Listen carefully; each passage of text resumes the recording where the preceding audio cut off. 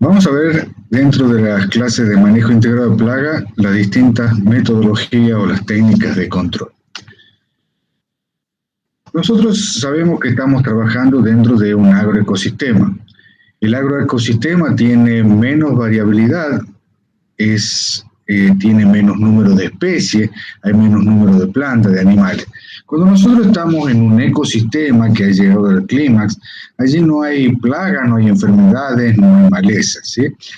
Pero la sumatoria entre el gasto energético y las ganancias energéticas es cero. Es por eso que nosotros, para hacer un elemento más productivo, sacamos el monte y vamos a tenerlo en las primeras etapas de la sucesión secundaria.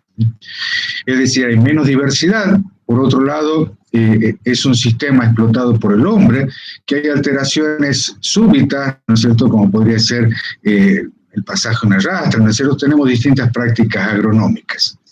Esto lleva a que sean más vulnerables, que haya más ataques de plagas, de enfermedades, de malezas. Como decíamos, en un sistema, en un ecosistema, no hay maleza. Cuando nosotros sacamos el monte y lo empezamos a hacer productivo, lo primero que empiezan a invadir son las malezas, ¿no es cierto? Las malezas ruderales. Esto es así porque el sistema va a querer ir avanzando y después tendremos malezas perennes y después tendremos malezas arbustivas, porque el sistema quiere volver a ser el monte que era antes. Es decir, que para que nosotros lo mantengamos a un agroecosistema en sus procesos productivos más importantes, en el mayor ganancia energética, es que lo vamos a tener en los primeros estadios de una sucesión secundaria.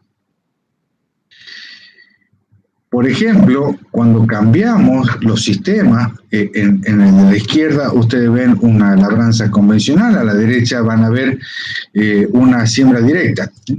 Si uno se pone a pensar lo que podía existir en el sistema de la izquierda, es decir, en la labranza convencional, prácticamente las enfermedades no se presentaban dentro del cultivo. Muchas de las enfermedades que nosotros tenemos, por ejemplo, en la soja, son enfermedades necrotróficas que van quedando en el rastrojo. Septoria, la presencia de cercóspora, quicuchiosogina, ¿no es cierto? O mancha anillada, corinéspora, son enfermedades necrotróficas que van a vivir en el rastrojo. Entonces, como eliminamos ese rastrojo en la labranza convencional, prácticamente no dejábamos que se produzcan las epifitias. En cambio, en el sistema de la derecha, bueno, ahí vamos a tener ya más presencia de enfermedades. Las plagas también varían, ya que, por ejemplo, en el sistema de labranza convencional, que no se hace una labor del suelo, vemos cómo empiezan a prosperar los picudos, ¿no es cierto?, coleópteros que pasan en algún momento de su estadio en el suelo.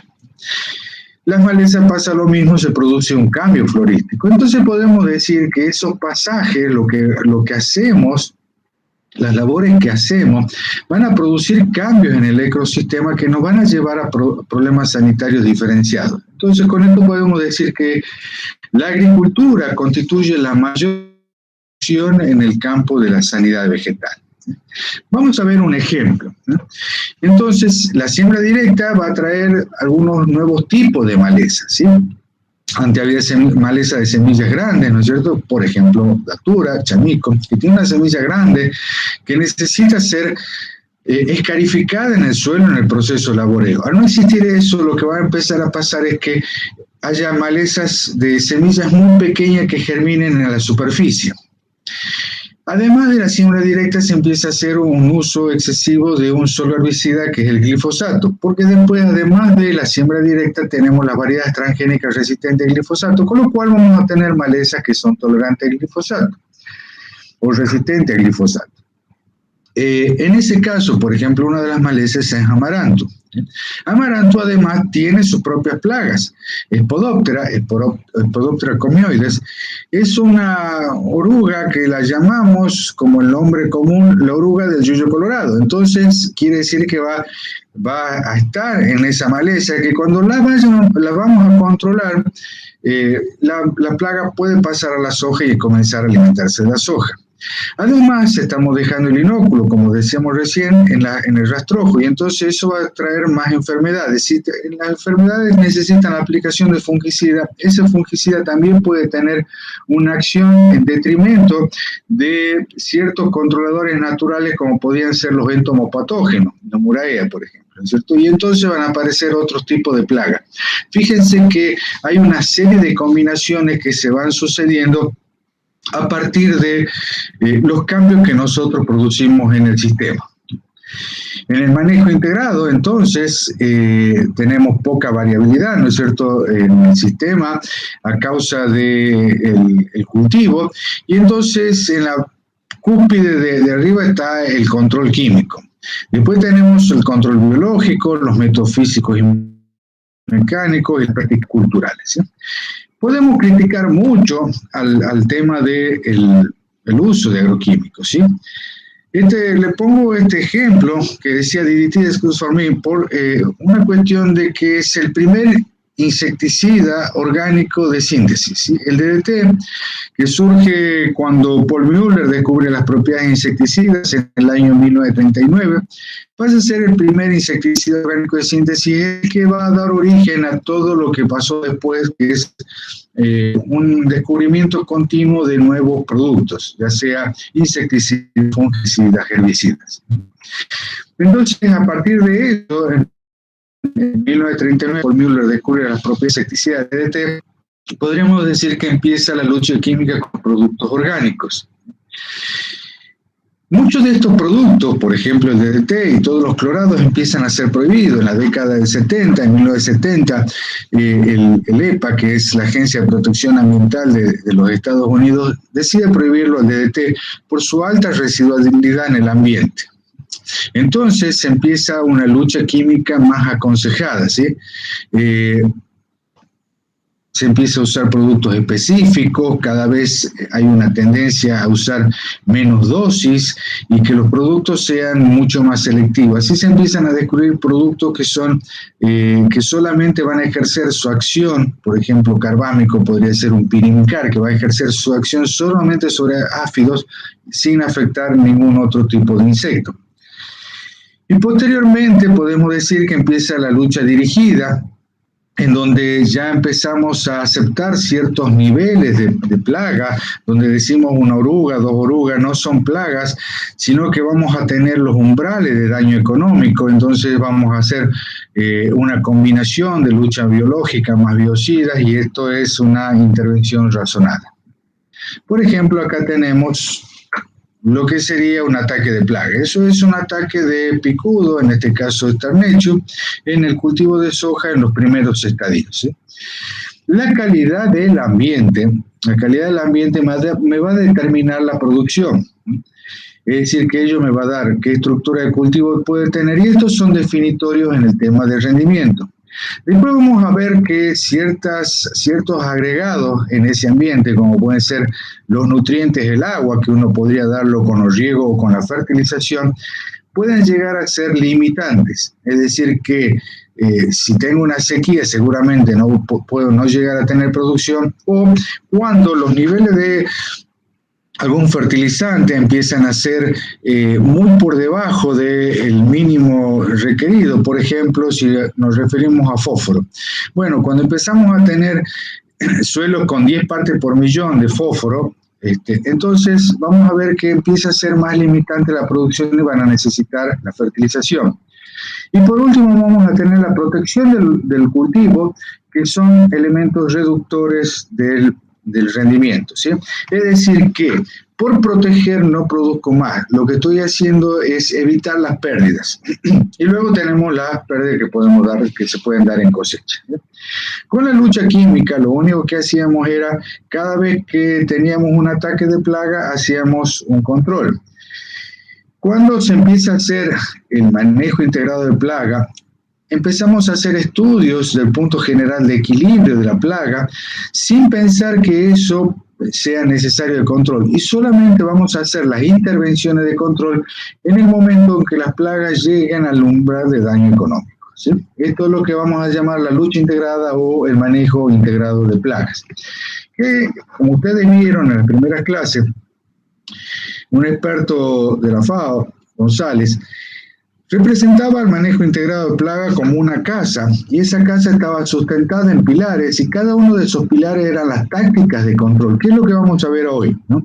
Las tácticas de control, que pueden ser métodos mecánicos, físicos, culturales, biológicos, químicos, varietal, buscando variedades resistentes, legales, otros, ¿sí? Y todo esto estaba sustentado en el basamento que es el conocimiento del agroecosistema, los factores de mortalidad natural y el umbral de daño económico.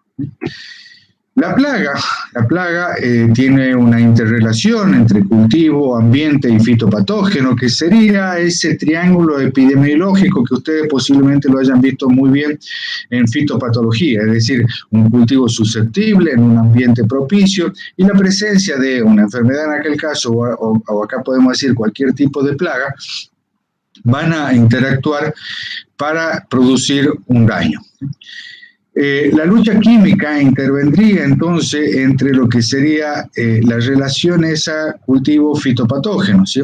Las prácticas culturales actúan sobre el ambiente, actúan sobre el cultivo, es decir que las prácticas culturales van a ser todas aquellas labores que nosotros hagamos en pos del cultivo y que van a contribuir a bajar los niveles de plaga. Por ejemplo, podría ser una poda, ¿no? Yo hago una poda, no pensando en la plaga, pero posiblemente para extraer las materias secas, para bajar un poco la biomasa, y entonces con eso también estoy eliminando plaga. La lucha biológica, al igual que la lucha química, intervendría entre la relación fitopatógeno-prácticas culturales. La lucha física, podríamos decir que estaría en una relación hacia el cultivo, ¿no es cierto? También hacia el fitopatógeno, es decir, hacia quién estamos destinando, ¿no es cierto? Por ejemplo, si hacemos el que sería, por ejemplo, altas temperaturas en el suelo, vamos a estar destruyendo, ¿no es cierto?, los patógenos que afectan a las plantas, ¿no es cierto? La lucha etológica, es decir, el comportamiento, entonces ahí empezaríamos a ver que actuaría sobre las plagas, ¿no es cierto? La lucha etológica sobre el comportamiento podría ser el uso de feromonas, por ejemplo. Bueno, entonces los instrumentos que tenemos en el MIP, el control que podemos hacer puede ser de dos tipos. El control que se da naturalmente en la naturaleza, por ejemplo, la presencia de un hongo entomopatógeno, como puede ser Nomura, que va a estar siendo un controlador natural de las plagas. Y por otro lado tenemos el control aplicado, que es el que vamos a elaborar nosotros para el control de las plagas. Todos los controles aplicados lo vamos a englobar dentro de esta clase en las técnicas de cultivo y fitomejoramiento, las medidas de control mecánicas y físicas, los métodos biológicos y biotécnicos, que nos vamos a referir muy poco acá, solamente vamos a hacer mención porque ustedes tienen otras clases donde ven específicamente las medidas biológicas y por último el control químico, que sabemos que es el más eficaz, el más eficiente, de bajo costo y de muy rápida acción. Con respecto a las técnicas de cultivo, podemos decir la elección del lugar de siembra. ¿Por qué vamos a elegir ciertos lugares donde vamos a hacer el cultivo? Fíjense que cuando nosotros hacemos papa semilla, la papa semilla se hace en valles intermontanos, es decir, acá, por ejemplo, en Tucumán hacemos en Tafí del Valle, o también muchos productores de Tucumán hacen en los valles intermontanos de las estancias en Catamarca. ¿Por qué elegimos ese lugar de siembra del cultivo cuando vamos a hacer papa semilla? La papa es muy susceptible a la virosis, ¿sí? Pero las virosis no se van a determinar el primer año el rendimiento, sino que los virus que lleva esa papa semilla van a producir un daño que va a afectar el rendimiento cuando hagamos uso de esa semilla que está con ciertos niveles de virus, ¿no?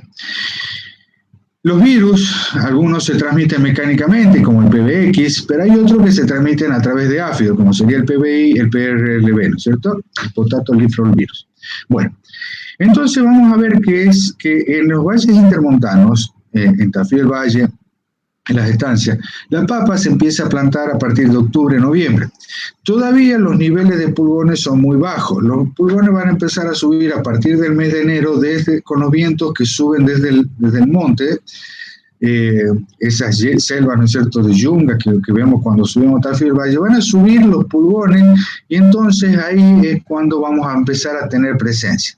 Es decir, que nosotros vamos a tener por lo menos 2 meses de la plantación de papa que no va a tener problemas de áfidos, ¿sí? Es decir, que no necesitamos hacer otra metodología de control. Con respecto a la elección de lugares de siembra, entonces podrían ser cuestiones geográficas, topográficas, es decir, que hay zonas con menos niveles de plaga, edafológicas, ¿no es cierto?, que podría ser por una cuestión de tipos de suelo y entonces vamos a tener ciertas plagas o no tenemos. Por ejemplo, en el caso del algodón, vamos a separar el país con o sin fusario, por cuestiones climáticas. Entonces, esos son cómo vamos a elegir los lugares de siembra, ¿sí? Siguiendo con las técnicas de cultivo y fitomejoramiento, vamos a ver que existe, lo que decíamos al principio es que cuando hacemos un cultivo, en general vamos buscando poca variabilidad. Es decir, que hacemos todo un mismo paño de un solo cultivo. Y entonces eso es mucho más susceptible a la presencia de plaga. No tenemos variabilidad. Cuando empezamos a tener variabilidad, vamos a ver que las diferentes alturas de las plantas pueden ocasionar una interferencia en el vuelo de las mariposas. Algunas plantas que ponemos de acompañante pueden hacer que en ese lugar prosperen mucho más los predadores, ¿no es cierto?, los parasitoides, y entonces vamos a estar mejorando la lucha biológica natural. Es decir, que la variabilidad de cultivos hace que uno pueda tener menos incidencia de plagas y enfermedades. Por ejemplo, esto sería factible muchas veces cuando se hacen sistemas hortícolas, ¿no?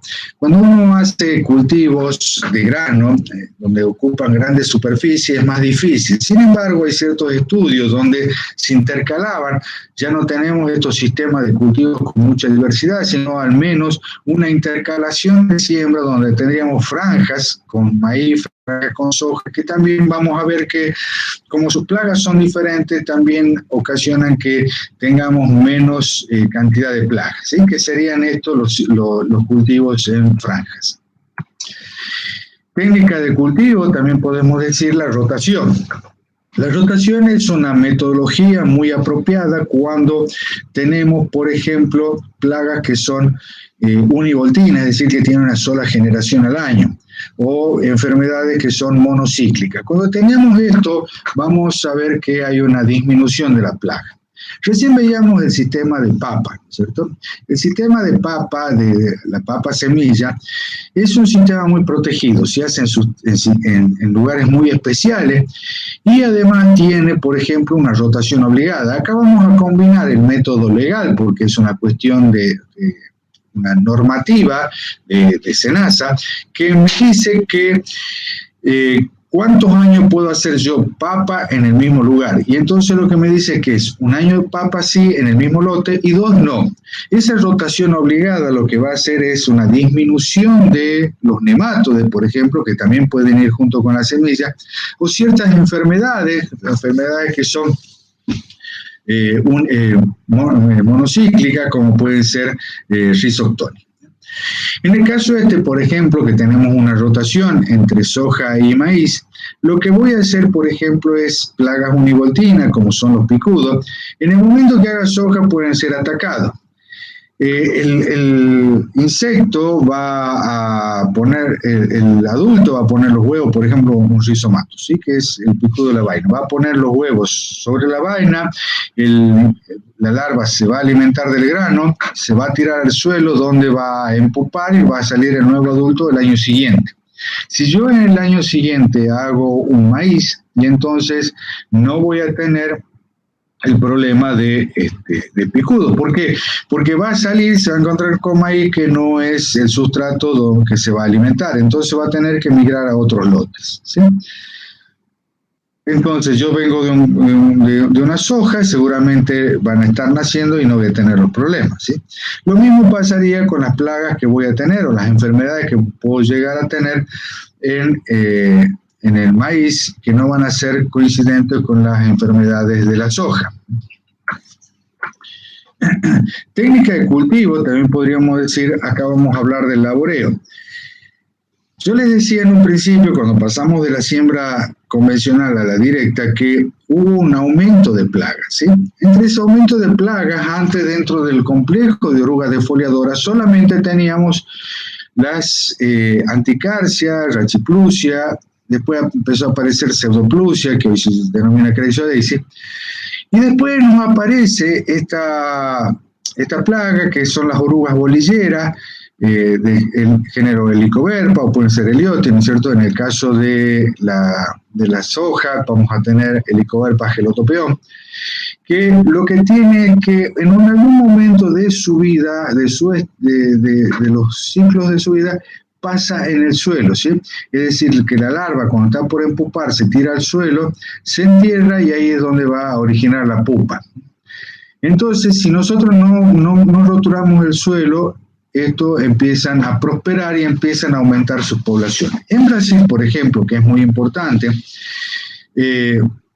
lo que hacen es un laboreo muy superficial del suelo, es apenas 3-5 centímetros, que es donde se encuentran las pupas, como para ponerlas a disposición de los pájaros. Si ustedes vieron a veces cuando van pasando una rastra, ¿no es cierto?, todavía en los cultivos que se hace, cuando se hace el decepe de la caña, cuando se está por hacer la plantación de caña o la plantación de papa, por ejemplo, ustedes ven que pasan una rastra y se llena de gaviotas, de garzas atrás, ¿no es cierto?, de pájaros que van comiendo esos gusanos que quedan expuestos con el paso del laboreo. Esto sería una medida preventiva de control. Dentro del laboreo también, por ejemplo, y acá vamos a hacer una combinación con la metodología, con lo legal, tenemos, por ejemplo, en el algodón. Una de las plagas principales del algodón es el picudo del algodonero, ¿no? Antonomus grandis, que cuando se hace la cosecha, muchas veces van a quedar los capullos, quedan cerrados porque quedan totalmente podridos adentro, no se abre, el algodón no existe adentro, es porque ha entrado el picudo y se ha alimentado de las semillas, ¿sí? Entonces por eso no se abre la cápsula.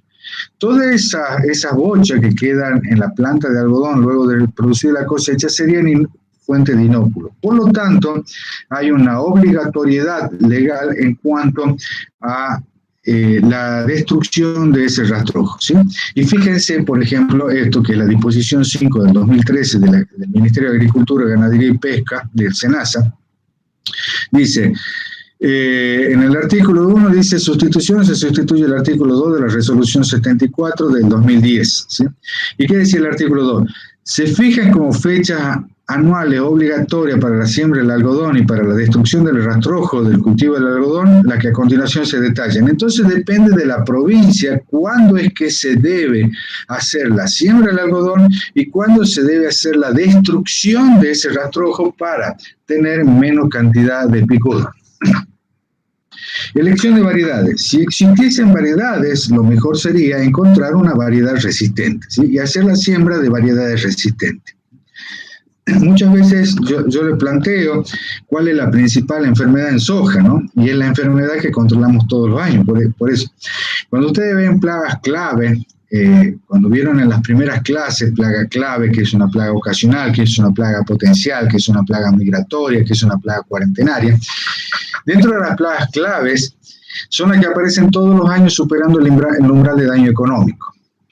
Y por lo tanto debe ser controlada. Es decir, que en el manejo integrado lo que tenemos que tender es al manejo, al control de la plaga clave. En el caso de la soja, yo siempre planteo que la plaga clave, la enfermedad clave es cancro del tallo. ¿Sí?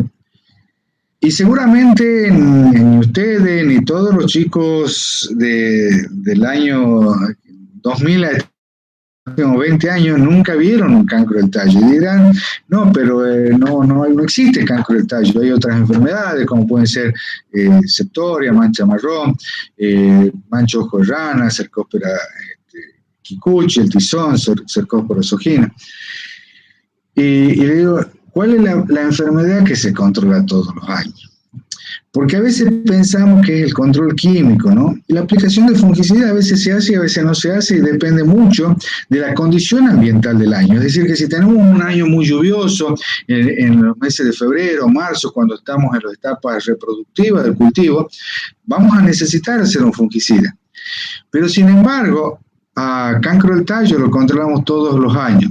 ¿Y cuándo digo que controlamos todos los años? Porque es obligado que las variedades que se comercialicen en la Argentina sean resistentes a cancro del tallo. No hay ninguna variedad, no existe ninguna variedad que sea susceptible a cancro del tallo. Entonces, la elección de variedades, vamos a tratar de encontrar variedades que sean resistentes o tolerantes. ¿Y a qué se debe la resistencia? La resistencia de una planta se puede ver a 3 factores que pueden tener estimulantes químicos que repelan a la plaga, puede ser por cualidades morfológicas, es decir, que tenga más lignina, que tenga más silicio, pueden ser variedades que tengan más pelos, ¿no es cierto? Y entonces esto va a hacer que no sean tan apetecibles por la plaga. Y por otro lado, la oferta de nutrientes. La planta puede tener una diferencia de nutrientes en cuanto a que tenga una mayor cantidad de aminoácidos o más cantidades de proteínas. Esto, por ejemplo, llevó a un investigador francés llamado Champousseau en la década del 60 a proclamar una teoría que era la teoría de la trofobiosis, es decir, que a partir de lo que cómo se alimenta sería cómo sería su ciclo de vida, es decir, cómo serían sus reproducciones, cuánta sería su fecundidad y su fertilidad. Y entonces, como el insecto podía determinar, o la enfermedad podía determinar cuáles eran las variedades que estaban más susceptibles en base a la oferta de nutrientes, es que esas eran las variedades más atacadas, ¿sí? Con respecto a la oferta de nutrientes, entonces lo vamos a ver un poco más adelante cuando veamos en técnica de cultivo la nutrición, es decir, la fertilización. Bueno, lo que les decía, fíjense, esto es cancro del tallo, ¿no es cierto? Y si vemos cualquier material genético que está a disposición, vamos a ver, dice, acá vemos una variedad 6410 y PRO, que significa que es una variedad que es resistente al glifosato como herbicida y que además es una variedad que tiene el gen del BT, es decir, que va a resistir ciertos insectos, ¿sí? Ciertos insectos lepidópteros como pueden ser anticarcia, Rachiplucio, Pseudoplucio. Bueno, me dice que tiene alta potencial productivo, amplia adaptación a la siembra, es un grupo de maduración 6,5, que es buena para la siembra temprana y resistente al cancro del tallo. Es decir, tiene que especificar todas las variedades que se comercializan deben ser resistentes al cancro del tallo. Bueno, eran BT, ¿no es cierto? Entonces, fíjense que acá yo tengo a la izquierda una variedad que no es BT y a la derecha una variedad que es BT. Es decir, que el BT es el Bacillus thuringiensis. Eso es una bacteria que tiene un par de toxinas, tanto en su fase reproductiva como en su fase vegetativa. Entonces, cuando tenían esas toxinas de la fase reproductiva, es una proteína que se la nombra como CRY, CRY, ¿cierto? Y un número que da una especificidad hacia qué plaga puede controlar, ¿no? Porque no todas controlan todas las plagas. La proteína esta CRY lo que hace es cuando ingresa al cuerpo del insecto con el bolo alimenticio, va a ir hasta el mesenterón.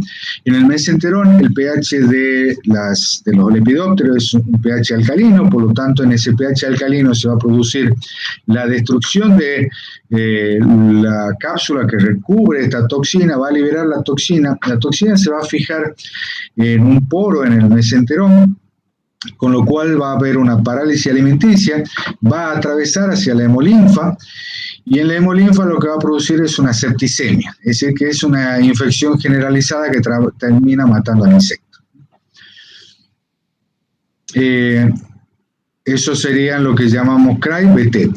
Y después tenemos la proteína, cuando es de la fase vegetativa de la bacteria, la vamos a llamar VIP. que es la sigla de una proteína insecticida vegetal, ¿sí? Entonces, de ahí tenemos hoy los maíces Viptera, ¿no? Que son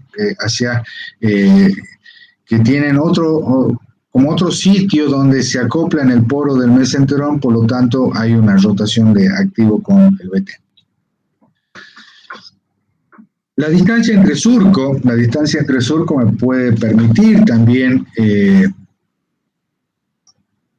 contribuir al control, ¿sí? Es decir, fíjense que a la izquierda tenemos una soja sembrada 52 y a la derecha tenemos una soja sembrada 35. Hace 30 años atrás la soja se sembraba a 70 centímetros, lo mismo que el maíz. Hoy la soja de maíz se siembra a 52, pero yo puedo sembrar soja a 35, puedo sembrar soja a 15 centímetros, puedo sembrar soja a 40 centímetros. Todo mientras yo mantenga un stand de planta, ¿no es cierto? Un stand de planta por hectárea que tiene que estar entre 200.000 y 250.000 plantas por hectárea en nuestra zona. El maíz no, el maíz hoy está a 52 y tiene que ser a 52, más que nada por una cuestión de la cosechadora, ¿no? Que el cabezal maicero está puesto de esa forma a 52 para que pase cada uno una fila de plantas. ¿Qué obtengo yo con esto? Vamos a suponer que yo estoy cerrando el cultivo. Yo con esto voy a hacer que el cultivo cierre más rápido, sombree más rápido el entresurco y entonces lo que voy a hacer es una competencia maleza. Si yo lo cierro mucho, por ejemplo, en condiciones de mucha humedad, por ejemplo, un poroto. En el caso del poroto, yo lo que tendría es que sería medio contraproducente porque estoy dando mucha posibilidad que se desarrolle mustilachosa, que es una rizoctonia, ¿no es cierto?, que es una de las enfermedades principales del poroto, ¿sí? Entonces, el manejo de la distancia entre surco me puede permitir el manejo de las plagas, ¿sí? Hay un trabajo de una ingeniera que es tucumana de esta facultad que trabaja en el INTA Pergamino, bueno, acá en este caso en el INTA Manfredi, pone, fíjense cómo la densidad de plantas puede afectar, ¿no es cierto?, como técnica de cultivo, ¿no es cierto?, la variación de la densidad de siembra. Entonces lo que me dice es que la radiación incidente, ¿no es cierto?, es que eso va a depender del área foliar del cultivo.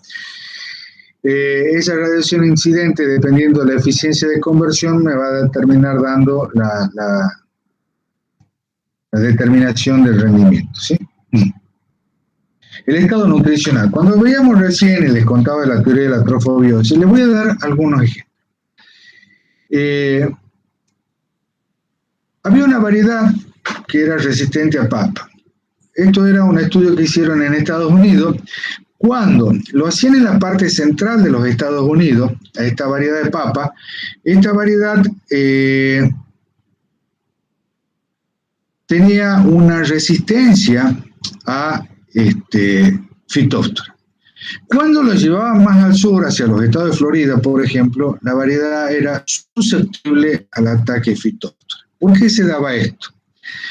Este investigador Chambouzou, que hizo la teoría de la trofobiosis, dice que, bueno, y es una cuestión fisiológica, que durante el día hay una síntesis proteica y durante la noche hay una lisis proteica, es decir, que de día se empiezan a sintetizar, se empiezan a unir los aminoácidos para formar las proteínas, y a la noche eso se va descomponiendo y empieza a dar nuevamente los aminoácidos. Entonces depende mucho de cuál es el largo del día y cuál es el largo de la noche, si va a haber más síntesis o lisis proteica. En los estados de más al norte de los Estados Unidos, el día es más largo. Nosotros estamos hablando de que papa es un cultivo estival, lo hacemos en el verano.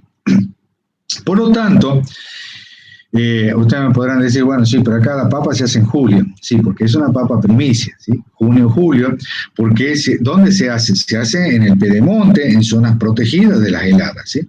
Si nos vamos a Balcarce, la papa, ¿cuándo se hace? La papa se hace en octubre para estar cosechándose en febrero, marzo, ¿no es cierto? Que es la mayor cantidad de papa que se hace en el país. Es decir que, al ser un cultivo susceptible a helada, se hace en verano. Es un cultivo de verano. Bueno, Entonces, hacia el norte de los Estados Unidos, como el día es más largo, había más síntesis proteica que lisis. Cuando uno se viene hacia el sur, se empieza a emparejar, ¿no es cierto? Porque en el Ecuador van a ser 2 y 12 horas, ¿no es cierto? Y a medida que nos vamos alejando hacia los polos, el día es más largo que la noche. Entonces, cuando nos venimos al sur, ya había más lisis que síntesis proteica. Y entonces el cultivo se quedaba más susceptible. Esto es las cuestiones nutricionales que llevaron a esta teoría de la trofobiosis. Vamos a ver algún otro ejemplo. Por ejemplo, cuando tengo niveles altos de nitrógeno, los patógenos que son obligados, como Puccinia, Ericife, van a prosperar con altos niveles de nitrógeno, ¿sí? En cambio, los que son facultativos, como pueden ser Alternaria, Fusarium, van a prosperar más con bajos niveles de, discúlpeme, va a tener más resistencia con, va a haber más patógenos con bajos niveles. ¿Por qué? Alternaria. Vamos a ver Alternaria. Alternaria es un patógeno que puede estar en papa, ¿no es cierto? Y entonces, ¿en qué hoja ataca Alternaria? ¿Sí? Alternaria, ¿qué producía? Alternaria producía el tizón temprano, ¿sí? Tizón temprano, pero que ataca más tarde, ¿no? El Phytophthora es el tizón tardío. Bueno. Alternaria produce el tizón temprano. ¿Pero en dónde los encontramos? Generalmente los vamos a encontrar en las hojas de abajo cuando se están poniendo senescentes. Es decir, que cuando la hoja se empieza a poner senescente está más susceptible de ser atacada. Si yo le pongo más nitrógeno, lo que voy a hacer es que esa hoja quede más verde más tiempo. Por lo tanto, va a tener menos ataque del patógeno. Acá vemos, por ejemplo, un trabajo que hicieron con capacidad de infestación, ¿no es cierto?, con, por ejemplo, chinche fomosis, ¿sí? Y entonces veían la cantidad de potasio que tenía, ¿no es cierto? Entonces, fíjense el daño del insecto. El daño del insecto en un testigo es alto. Podemos decir que no hay diferencia con cuando yo tengo 40 kilos por hectárea de potasio, pero ya cuando empiezo a pasar 80 ya se produce una disminución de la cantidad de daño de chinches, ¿sí? En el caso de los insectos también, por ejemplo, unos investigadores de Corea habían visto que cuando se le proporcionaba silicio, por ejemplo, a una planta de arroz, era mucho menos atacada por orugas. Y esto seguramente se debe mucho a la dureza de la hoja, ¿no? Al tener más silicio, porque el silicio no es un elemento esencial para la planta, pero lo que le va a estar dando es dureza. Con respecto a técnica de cultivo, momento de siembra y cosecha, ¿sí? Acá lo que estamos viendo es el ataque de gusano grasiento, agrotis, que son las orugas cortadoras, en un cultivo de maíz. En el caso de agrotis tenemos un montón de especies, ¿no es cierto? Lo que veíamos acá en Tucumán era que el más predominante es Agrotis malefida. Agrotis malefida tiene una sola generación al año. Esta generación, el adulto, normalmente va a aparecer allá por el mes de marzo, y entonces va a poner los huevos en el suelo, y ahí van a nacer las orugas. Las orugas son noctúidos, todos estos insectos son noctúidos, es decir, que tienen mucha actividad de noche.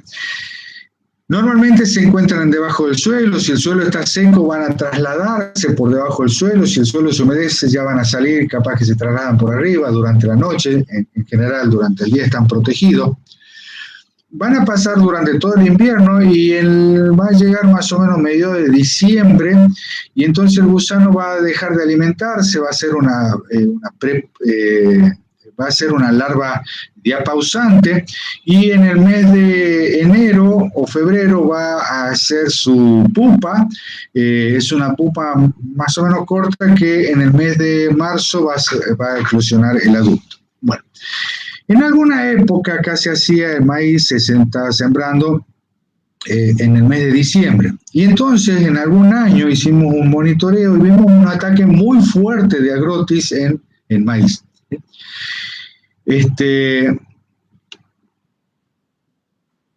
Hoy no existen ataques. ¿Por qué? Porque normalmente el maíz se está sembrando en el mes de enero. ¿Sí? Es decir, que toda la soja en nuestra provincia se siembra en el mes de noviembre, diciembre, y el maíz se lo empieza a sembrar los primeros días de enero.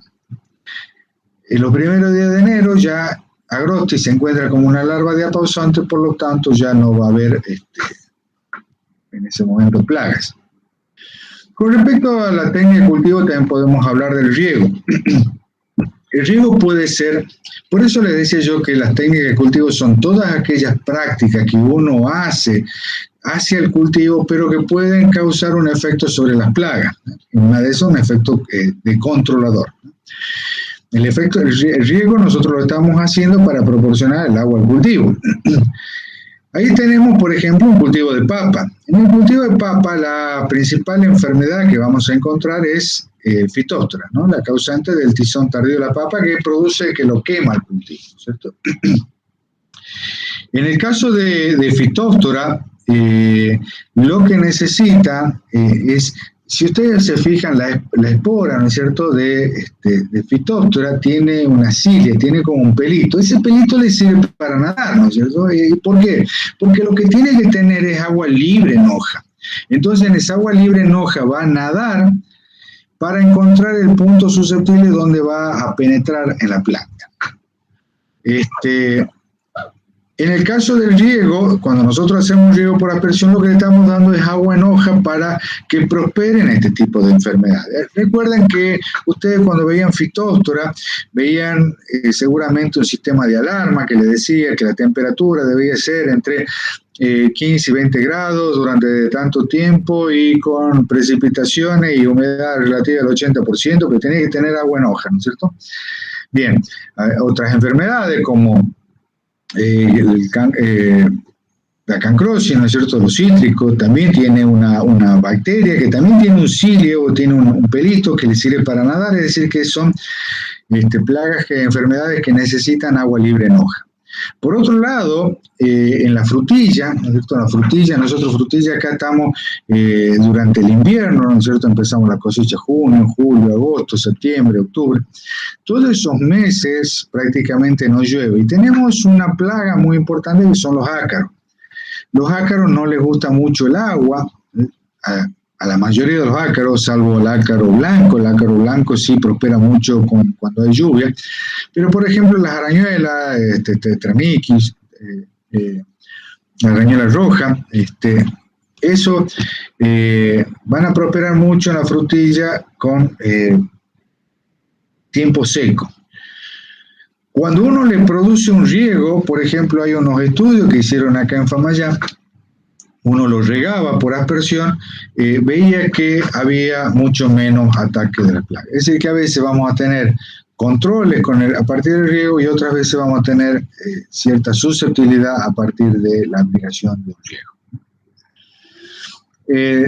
Eso serían las técnicas de cultivo. Dentro de las medidas mecánicas y físicas, dentro de las medidas mecánicas tenemos la exclusión de la plaga, es decir, no dejar que llegue. Para ello, por ejemplo, tenemos este tipo de telas que son telas antiáfidos, y en este caso podría ser, por ejemplo, para evitar la llegada de los trips. Otra forma de exclusión de la plaga sería esto. Ustedes, si alguna vez vieron una plantación de cítrico, van a ver que se le pone en la base de la planta un cartucho de cartón, ¿no es cierto?, una polaina, que esto lo que me va a evitar, bueno, sirve para muchos factores, ¿no? Sirve para evitar que salga el chupón del pie, entonces que vaya a brotar el pie, al no tener luz no va a brotar, pero también me sirve para que los roedores no muerdan el tallo. Acá hay una asociación, ¿no? Una de las principales enfermedades de los cítricos es la gomosis, ¿sí? Producida por Phytophthora, ¿no? Phytophthora citrostora. La gomosis directamente me puede matar una planta. Y la gomosis lo que necesita es una herida, ¿no es cierto? Son hongos muy débiles, entonces lo que necesita es una herida para poder penetrar. Si un roedor produjese las heridas en la base de la planta, entonces podría tener esa herida que sea la puerta de entrada para Phytophthora, ¿no? Entonces estas polainas sirven para eso, ¿no? También puede ser recolección y destrucción manual. Uno puede juntar los frutos que han caído. Esos frutos que han caído seguramente cítricos están con mosca de la fruta, y entonces uno los junta y los puede destruir. Dentro de los mecánicos y físicos, por ejemplo, tenemos las trampas. En este caso, trampas pegajosas, trampas amarillas para la atracción, por ejemplo, de mosca blanca. La poda de ciertas ramas secas. En el caso de los cítricos, todas esas ramas secas son fuente de inóculo de melanosis, que lo que va a producir es el manchado de la fruta y la pérdida de calidad, ¿no es cierto? Son enfermedades cosméticas, ¿no es cierto? Eso sería el uso de herramientas mecánicas. Dentro de lo físico podría ser la luz. La luz es un método de atracción que se utiliza como un método de monitoreo, pero también podría ser un método de control, ¿no? Dentro de los métodos físicos vamos a tener luz, temperatura, sonido y radiación, ¿no? Dentro de la temperatura tenemos, por ejemplo, estas campanas. Estas campanas son aplicadores de vapor de agua, es decir, a alta temperatura, y lo que hace es, al aumentar la temperatura, produce el control de la plaga. Ustedes seguramente en microbiología, por ahí vieron, porque una de las profesoras hizo su tesis en solarización, ¿no? La solarización es un método de aumento de temperatura que lleva a el control de la plaga, ¿sí? Dentro de los métodos también podríamos ser el sonido. El sonido es algo muy antiguo. Cuando venían los ataques de langosta, la gente hacía ruido para que no se depositen, ¿no? Las plagas. El sonido, por ejemplo, se utiliza para espantar los pájaros. La radiación, en el caso de la radiación la podemos usar para dos cosas, ¿sí? La radiación se utiliza como técnica de insecto estéril, es decir que, y ustedes tienen una clase de esa metodología de control, llamado control genético, que estaría dentro del control biológico, porque el control biológico es el uso de organismos vivos para el control de otros organismos, ¿cierto? En este caso sería lo mismo, porque yo estoy usando machos esterilizados para evitar que la hembra deposite huevos fértiles que me eclosionen otra nueva generación. Pero en este caso la radiación la vamos a usar como un controlador.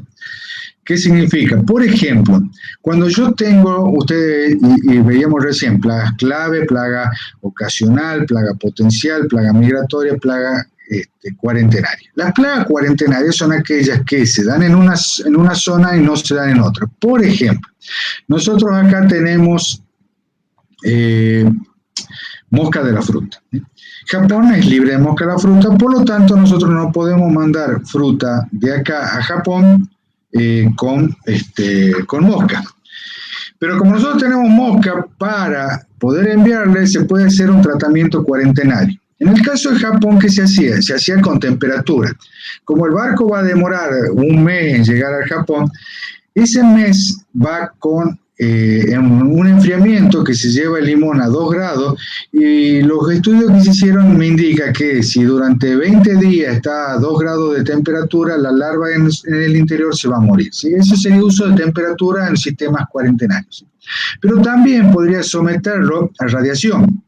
Si yo irradio con radiación gamma a ese limón que tiene una mosca dentro, una larva dentro, esa larva va a tener unos daños genéticos tan grandes que no va a poder dar descendencia, ¿sí? Nosotros, por ejemplo, toda la fruta que sale de acá de Tucumán y que va a Cuyo, ¿no es cierto?, la palta que va a Chile, tiene que hacer un tratamiento cuarentenario. En el caso nuestro, cuando va a Mendoza o va a Chile, lo que se hace es un tratamiento de un tratamiento químico que es una bromuración, es decir, se lo trata con bromuro de metilo. Bueno, de las medidas de control biológico dijimos que no íbamos a hablar mucho, sabemos que es selectiva, que no produce toxicidad, que si se establece puede llegar a ser persistente, que a corto plazo puede ser muy cara, pero a largo plazo, si se llega a establecer el controlador natural, va a ser mucho más económica y puede ser compatible con otras medidas, ¿sí? Pero ustedes tienen una clase especial de control biológico, por eso no me voy a referir a esto, ¿sí? Dentro de los métodos biotécnicos tenemos los plaguicidas microbianos. Dentro de los plaguicidas microbianos tenemos el Bacillus thuringiensis, que ya hemos hablado cuando me refería hace rato a las sojas BT, ¿no es cierto? O los maíces BT, ¿sí? Entonces, eso es uno de los plaguicidas microbianos. Existen otros plaguicidas microbianos, además del BT, por ejemplo, el uso de virus. En el caso de, que son muy específicos, en el caso del manzano, el INTA hizo un plaguicida microbiano que después se lo pasó a una compañía para que lo comercialice, y este es un carpovirus, ¿sí? Que lo que va a afectar es Xylella pomonella, ¿no es cierto? Carpocapsen en manzano.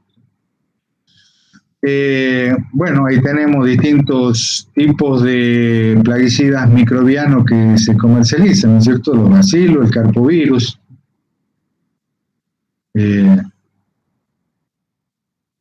Después tenemos sustancias atrayentes o repelentes. En el caso de las aves, se utiliza el sonido y también puede ser con sustancias repelentes, ¿no? Hay sustancias repelentes que están hechas a base principalmente de ajo, ¿sí? O en este caso el repelente de ave hecho a base de antranilato de metilo, que lo que va a hacer es que la ave no se deposite allí, ¿no? Muchas veces cuando uno busca variedades resistentes se basa en sustancias químicas, por ejemplo, en el caso de los sorgos, el sorgo cuando tiene mucho tanino es poco atacado por los pájaros. Dentro de los métodos biotécnicos teníamos los insecticidas inhibidores de crecimiento, los IGR.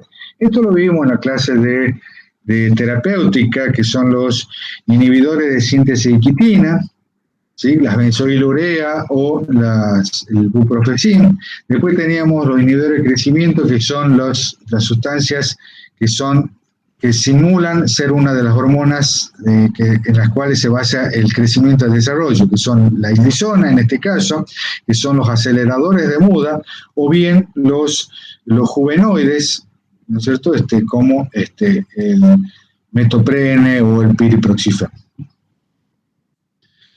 Y el control genético, tampoco me voy a hacer referencia al control genético, que es la técnica del insecto estéril, más que nada porque ustedes ya tuvieron una clase toda dedicada al control de esta técnica del insecto estéril. Y el control químico, dentro del control químico tenemos que es un método rápido, que es de efecto muy inmediato, a las pocas horas posiblemente el insecto ya esté muerto, que es fácil de adquirir y que es relativamente económico, ¿sí? Las desventajas que son el uso profiláctico, es decir, cuando usamos sin que esté la plaga, sobre todo aquellos insecticidas que son muy económicos. Hay insecticidas, por ejemplo, los piretroides pueden costar 30 centavos, 40 centavos de dólar la aplicación por hectárea, es decir, que no cuesta nada, ¿no? Entonces, a veces por las dudas le ponemos un chorrito en la pulverizadora, y cuando hacemos esto, lo que estamos haciendo, no estamos controlando plagas, sino que posiblemente estemos afectando a organismos benéficos, ¿no? Como predadores, parasitoides. También el uso de productos de amplio espectro, como son los piretroides, que matan todo, es un mal uso del elemento químico, ¿sí? Productos de elevada toxicidad, ya que también pueden estar afectando al hombre o el consumo, ¿no es cierto? Cuando estamos aplicando en algún momento desaconsejado, cuando no estamos respetando los tiempos de carencia, podemos estar afectando al consumidor final de ese alimento, ¿sí? Con respecto al uso químico, tenemos que identificar cuál es la plaga, cuál es el hábito alimentario, dónde está, en qué lugar se ubica dentro de la planta, cuál es el índice de foliar, para poder tomar decisiones. Con respecto al producto, cuál es la vía de ingreso, cuáles son las propiedades físico-químicas, cómo es el modo de acción, cuáles son los aditivos a utilizar. La maquinaria, cuál es el volumen de aplicación, cuál es la cobertura, cuál es el tamaño de gota y cuáles son las condiciones ambientales en las que se está aplicando ese producto. Bien, con esto vamos a dar por terminada la clase de manejo integrado de plaga que corresponde a los métodos y técnicas de control. Bueno, muchas gracias.